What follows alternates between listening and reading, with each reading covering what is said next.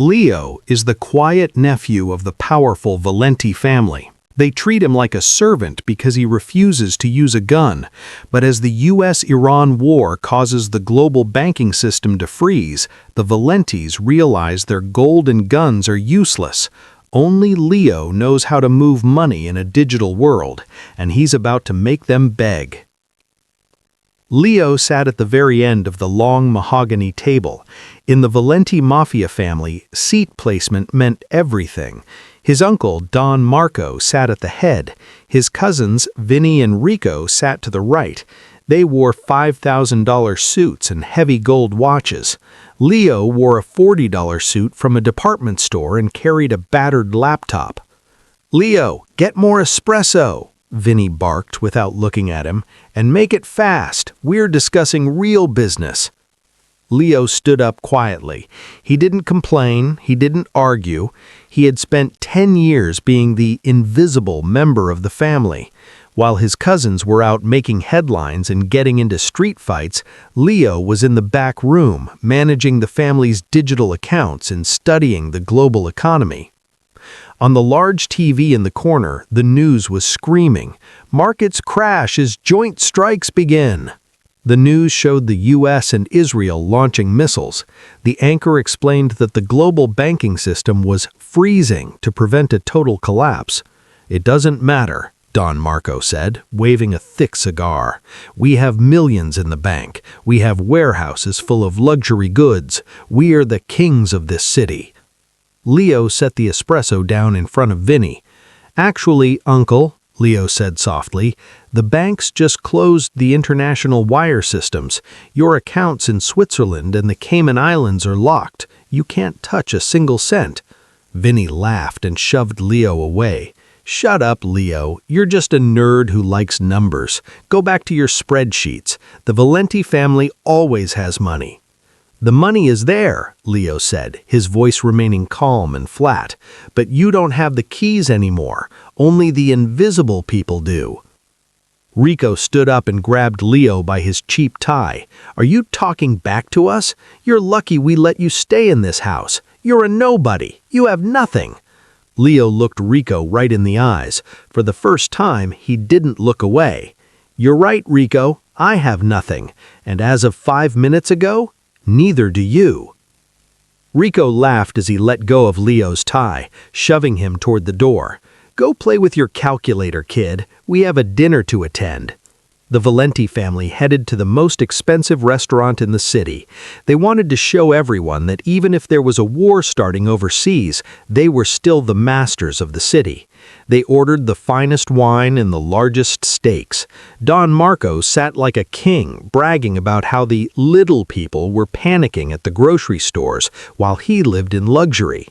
At the end of the meal, Vinny tossed his black card, a credit card with no limit, onto the silver tray. "Put the tip on there too," Vinny told the waiter with a smirk. "Make it a big one." 2 minutes later, the waiter returned. He wasn't smiling. He looked terrified. "I'm sorry, Mr. Valenti, the card was declined." "Declined? That's impossible. Try it again. Use the other machine." "Sir, we tried 3 times," the waiter whispered. "All the international networks are down because of the global emergency. The machines are saying account frozen." Rico pulled out a stack of $100 bills. "Fine, we'll pay cash." But when he reached for his wallet, he realized something. He had plenty of bills, but the restaurant manager stepped forward. "Mr. Valenti, I'm so sorry, but the government just announced a currency freeze. Until the banks reopen, we can only accept digital tokens or verified credits. Paper cash is being restricted to stop people from hoarding." The Valenti family sat in a stunned silence. They had millions in the bank, but they couldn't even pay for a steak. Back at the mansion, Leo was sitting in the dark library. He wasn't watching the news, he was watching his laptop screen. A green light was blinking. He had predicted this. While his cousins were out buying gold watches, Leo had been converting his small salary into shadow credits, a digital currency that didn't rely on the big banks. The front door slammed open. Don Marco and his sons marched in, looking pale. "Leo, Don Marco shouted. "The cards aren't working. The banks are dead. Fix it." Leo didn't stand up this time. He didn't offer to get coffee. He just kept typing. "I told you, Uncle, the world changed at 6 p.m. You're still living in 1990. In 2026, a gun can't buy you a loaf of bread if the computer says no." Vinny stepped forward, his fist clenched. "Fix it or I'll break your laptop." Leo looked up, his expression completely blank. "If you break this laptop, Vinny, you'll be eating out of a trash can by Friday. I'm the only one in this house who can see the money. Do you really want to stay in the dark?" The Valenti mansion felt different tonight. Usually it was full of loud music and expensive cigars. Now it was quiet. The internet was slow. The satellite TV was flickering with war updates, and the air conditioning had hummed to a stop to save power. Don Marco paced the floor. He looked like a caged lion. "I have $5 million in a safe in the basement," he growled. "How can I be broke?" "Because the city just locked the gas pumps to digital only to prevent a riot," Leo said from his corner desk. "And the private security team you hired to guard the gate, they just sent an email. They won't accept paper cash anymore. They want to be paid in verified credits so they can buy food for their own families." Vinny, the oldest son, was sweating. He was used to solving problems with his hands, but you can't punch a computer system. "Leo, just move the money. Use your shadow credits or whatever they are. Pay the guards. Get the lights back on." Leo stopped typing. He looked at his cousin. "It's not that simple, Vinny. Every transaction I make puts a target on my back. The government is tracking all digital movement during this crisis. If I move your millions, I'm the one who goes to jail." "We'll protect you," Rico shouted, stepping closer. Leo let out a short, cold laugh. "Protect me? Like you protected me at dinner when you shoved me into the wall? Or like you protected me for 10 years by making me wash your cars?" The room went silent.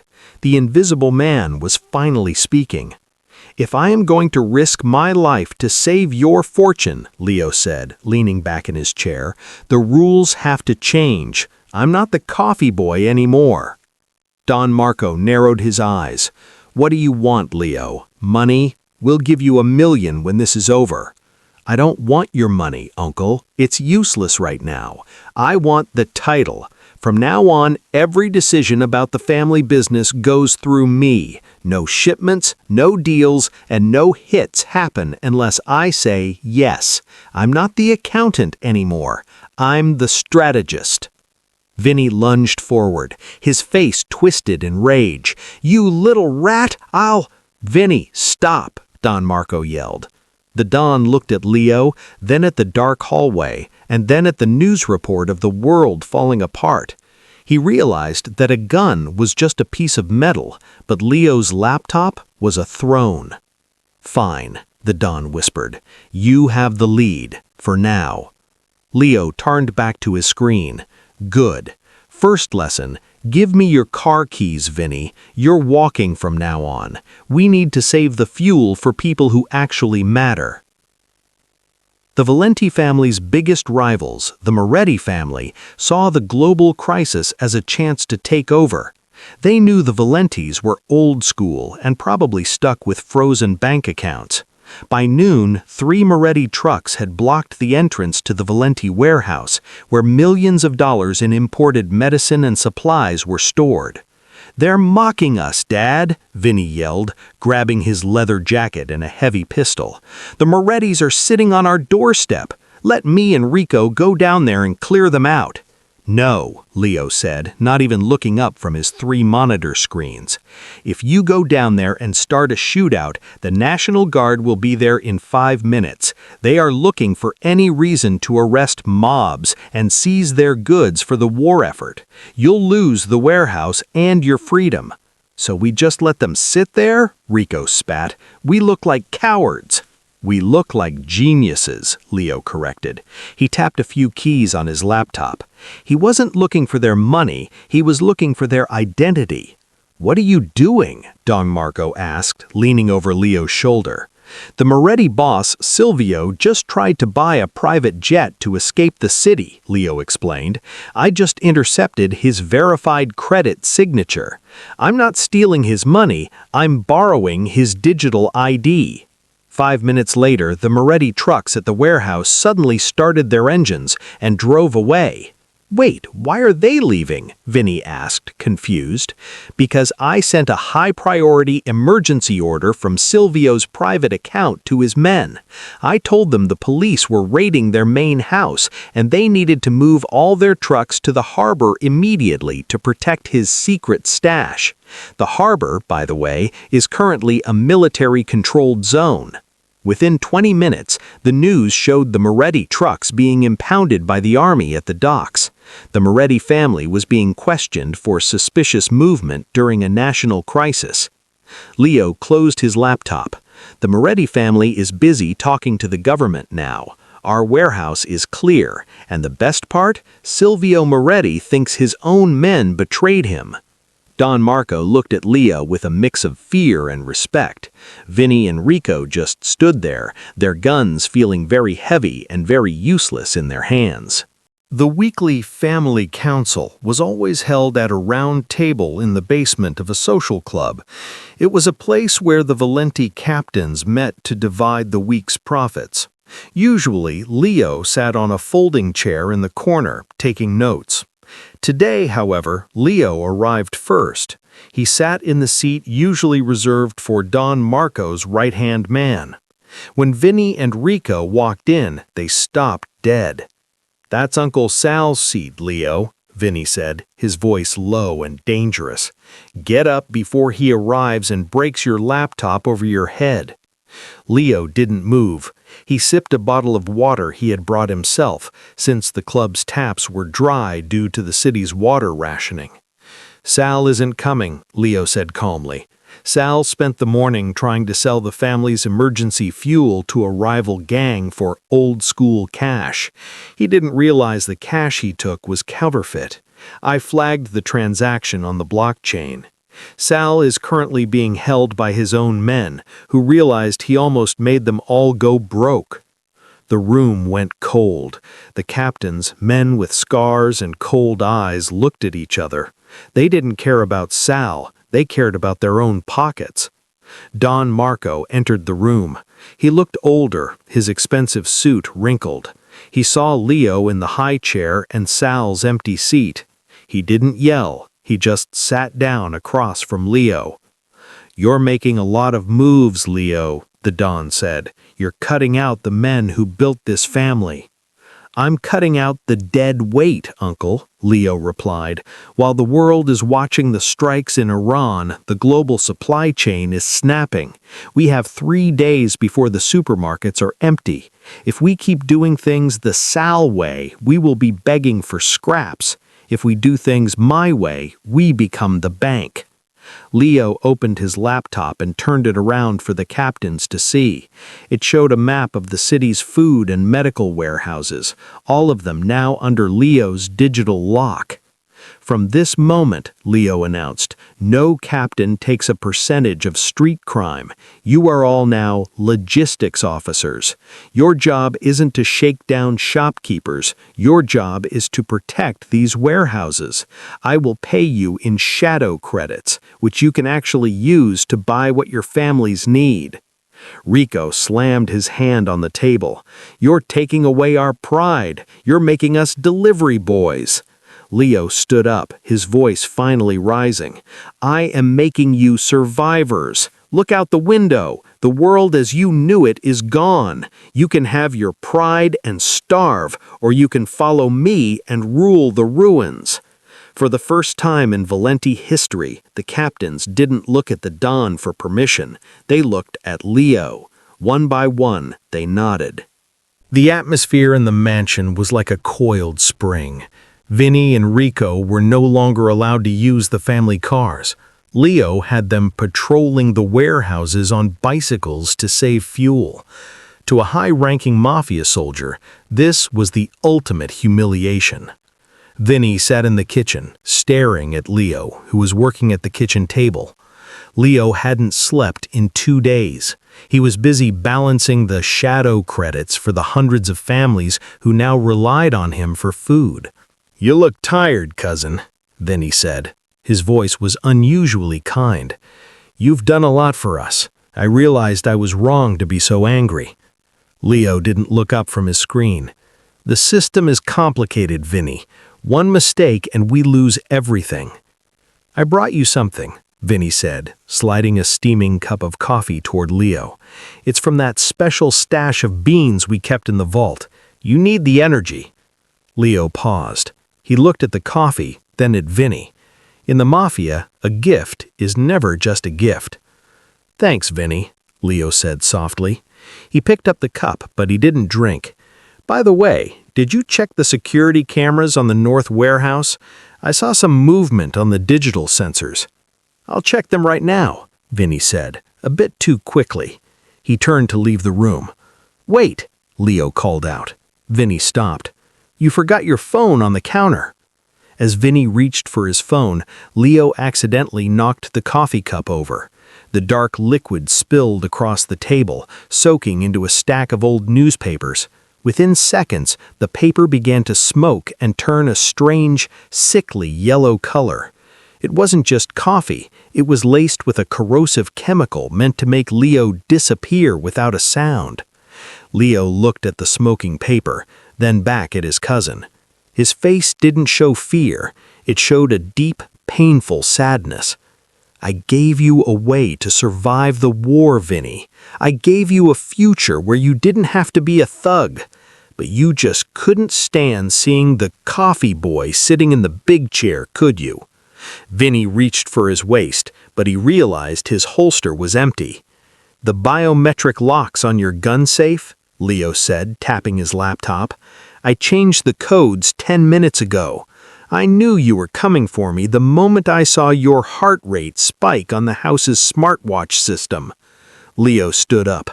He wasn't the disposable Don anymore. He was the judge. "You're not my cousin anymore. You're just a security risk." Vinny stood in the kitchen, his face pale as he looked at the smoking newspaper. He had tried to kill the only man keeping the family alive. He looked at the empty holster on his hip and then at Leo. For the first time, Vinny saw Leo not as a nerd, but as a predator. "I'm your blood, Leo," Vinny shouted, his voice cracking. "You can't do anything to me. My father would never allow it." At that moment, the door opened. Don Marco walked in, followed by Rico. The Don looked at the yellow stain on the table. He looked at the fear in Vinny's eyes. The Don was an old man, but he wasn't stupid. He knew the smell of betrayal. "Vinny," the Don whispered, his voice sounding tired, "tell me you didn't do this." "He's taking over, Dad," Vinny pleaded.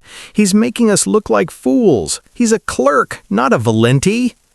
Don Marco looked at Leo. The invisible man was standing calmly, his hands behind his back. "What is the punishment, Leo?" the Don asked. "According to the old rules, Vinny should be taken to the basement." "No blood," Leo said firmly. "I told you, the old ways are dead. If we kill our own during a national emergency, the family falls apart. But Vinny is a system error, and in my world, you don't break the computer, you just delete the file." Leo sat back down at his laptop. His fingers flew across the keys. "As of right now, Vinny Valenti no longer exists." "What are you talking about?" Vinny sneered. "I've erased your verified credits. I've locked your biometric ID. Your passport is flagged as stolen. Every smart lock in this city, from the mansion to the safe houses, will no longer recognize your fingerprint. Even the digital grocery kiosks won't sell you a bag of chips." Vinny reached for his phone, but the screen was black. He tried to walk toward the door, but the electronic lock turned red. "You're not dead, Vinny," Leo said, looking him in the eye, "but you are invisible. You have no money, no identity, and no access. You are exactly what you treated me like for 10 years. You are a ghost." Don Marco looked at his son, then turned his back. The message was clear. The Don had chosen the brain over the blood. Vinny wandered the city streets like a ghost. He tried to buy a sandwich, but the digital kiosk flashed invalid user. He tried to check into a hotel, but the electronic door wouldn't budge. For the first time in his life, the strong man of the Valenti family was hungry and cold. In the shadows, the Moretti family was watching. Silvio Moretti, still furious about his trucks being impounded, saw an opportunity. He didn't want to kill Vinny. He wanted Vinny to lead him to Leo's secret server, the digital heart of the city. A black car pulled up next to Vinny. The window rolled down. It was Silvio. "They deleted you, didn't they?" Silvio asked with a fake smile. "Leo treated you like trash. Come with us. We have food. We have a way for you to get your life back." Vinny, desperate and angry, got into the car. He didn't realize that every move he made was being tracked. Back at the mansion, Rico was panicked. "Leo, Vinny just got into Silvio Moretti's car. He's going to tell them where the servers are. He's going to give them the keys to everything." Leo didn't look worried. He was eating a simple bowl of soup. "I know," Leo said. "It was I who unlocked the car door for him." Rico froze. "What? You let your own enemy take your own cousin?" "Vinny thinks he's getting revenge," Leo explained, turning his screen so Rico could see. A red dot was moving across the map. "But Silvio's car has a smart drive system. The moment Vinny sat in that seat, my software linked their systems. I'm not just tracking Vinny. I'm now inside Silvio's entire network." Leo tapped a key. Suddenly, the red dot on the map stopped. "Silvio thinks he's kidnapping Vinny to find my servers," Leo said, a cold smile appearing on his face. "But he's actually giving me the back door to the Moretti mansion's security. While they're busy questioning Vinny in the basement, I'm currently emptying Silvio's shadow accounts. By the time they realize Vinny knows nothing, the Morettis will be as broke as Vinny is." Rico looked at his cousin in horror. "You used your own brother as bait?" "I used a system error to fix a virus," Leo replied. "In this war, Rico, people are just data, and I never lose my data." Inside the Moretti mansion, Silvio was laughing. He had Vinny tied to a chair. "Tell me the password to Leo's server," Silvio demanded, "and I'll give you $1 million and a flight out of this war zone." Vinny looked at him with hollow eyes.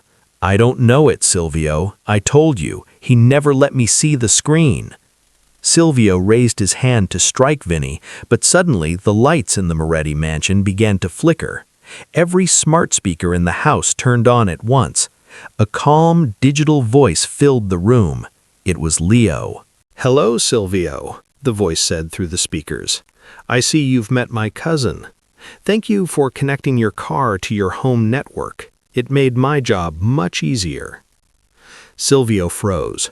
"What are you talking about? Who is this?" "I'm the man who just moved your entire war fund into a charity for the refugees of the strikes," Leo replied. "I also took the liberty of sending your real-time GPS coordinates to the local police.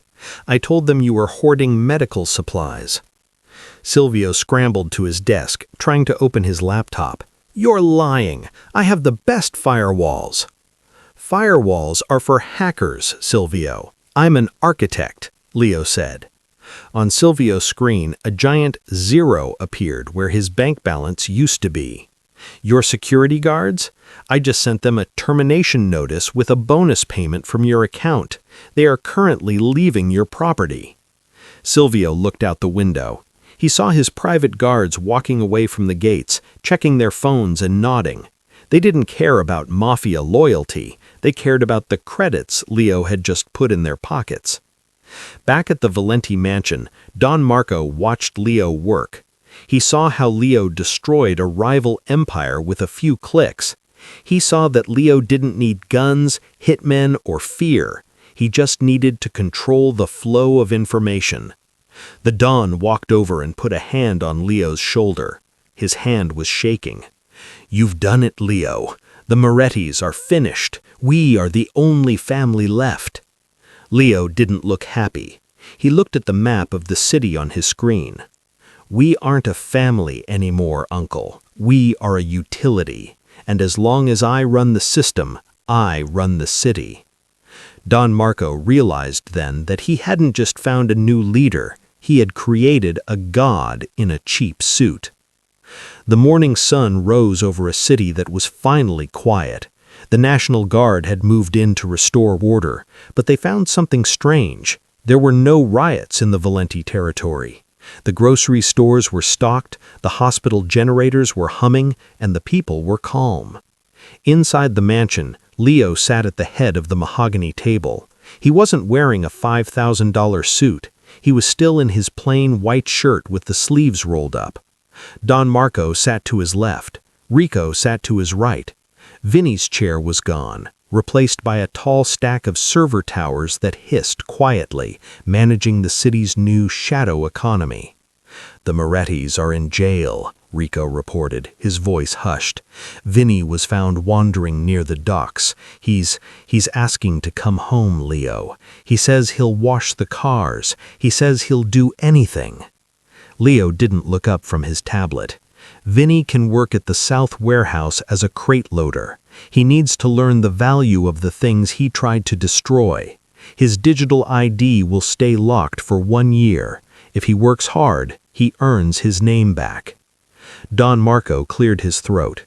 "Leo, the other families, the ones from the surrounding cities, they're calling. They saw how you handled the crisis. They want to know if they can join our system. They're offering us millions." Leo finally looked up. His eyes were no longer those of the shy nephew. They were sharp and cold, like a diamond. "Tell them we don't want their millions," Leo said. "Money is just paper and pixels. Tell them if they want to join, they have to follow my rules. No more street wars, no more bullying the weak. We are going to build a network that the government can't freeze and the war can't touch." "You're changing the mafia into something else," Don Marco whispered. "I'm making it permanent," Leo replied. Leo stood up and walked to the window. Below, he saw a delivery truck bringing milk and bread to the neighborhood. The driver looked up at the mansion and gave a small nod of thanks. Leo had started as the disposable member of the family, the one they laughed at and ignored. But by using his mind instead of his fists, he had become the most powerful man in the country. "The world thinks the war is happening overseas," Leo said, looking at his reflection in the glass. "But the real war was won right here, in the dark, by the man they didn't see coming." If you like this story, please leave a like and drop a comment. Also, please subscribe and turn on notifications so you won't miss the next interesting story. We wish everybody watching a good health and light in our path.